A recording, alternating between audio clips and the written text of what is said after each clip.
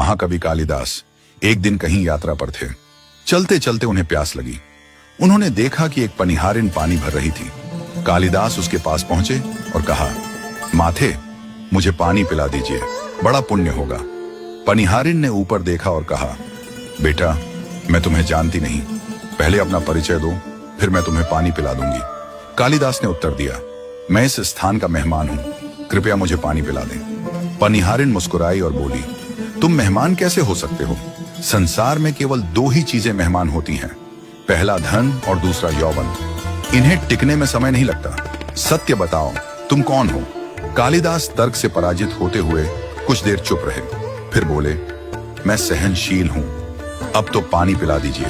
पनिहारिन ने तुरंत कहा, नहीं, सहनशील तो केवल दो ही होते हैं।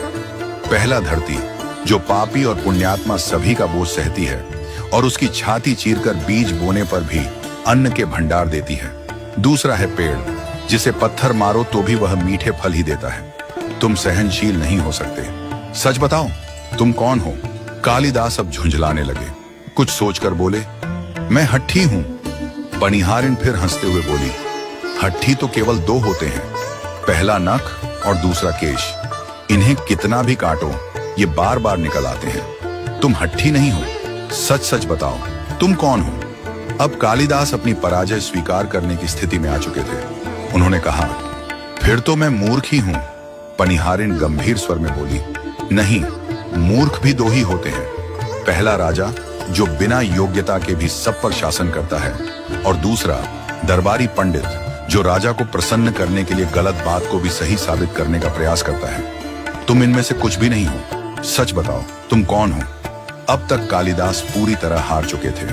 वे थककर पनिहारिन के पैरों में गिर पड़े और गिड़गिड़ाने लगे, माथे, मुझे पानी की बहुत जरूरत है, कृपया मुझे पानी पिला दीजिए। पनिहारिन ने बड़े ही स्नेहपूर्ण स्वर में कहा, उठो वत्स। आवाज सुनकर कालिदास ने ऊपर देखा तो पाया कि वह पनिहारिन कोई साधारण स्त्री नहीं थी, वह साक्षात माता सरस्वती थी। कालिदास उनकी दिव्य उपस्थिति देखकर दंग रह गए और उनके चरणों में गिरकर नतमस्तक हो गए। मां सरस्वती ने कहा, वत्स, शिक्षा से ज्ञान आता है, अहंकार नहीं। तुमने अपनी विद्या और प्रतिष्ठा को ही सबसे बड़ा मान लिया और अहंकार कर बैठे।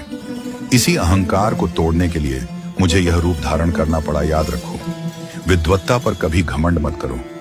घमंड विद्वत्ता को नष्ट कर देता है। कालिदास को अपनी भूल समझ में आ गई। उन्होंने माता सरस्वती से क्षमा मांगी। माता ने उन्हें आशीर्वाद दिया। कालिदास ने अपनी प्यास बुझाई और फिर सच्चे मन से आगे की यात्रा पर निकल पड़े। हमारे जीवन में विद्या और ज्ञान का बहुत महत्व है, लेकिन इन पर कभी अहंकार नहीं करना चाहिए। घमंड न केवल हमारी विद्वत्ता को नष्ट करता है, बल्कि हमें सच्चा आनंद और संतोष पाने से भी रोकता है। हमेशा विनम्रता से ज्ञान को ग्रहण करें और अन्न के कण और आनंद के क्षण को व्यर्थ न जाने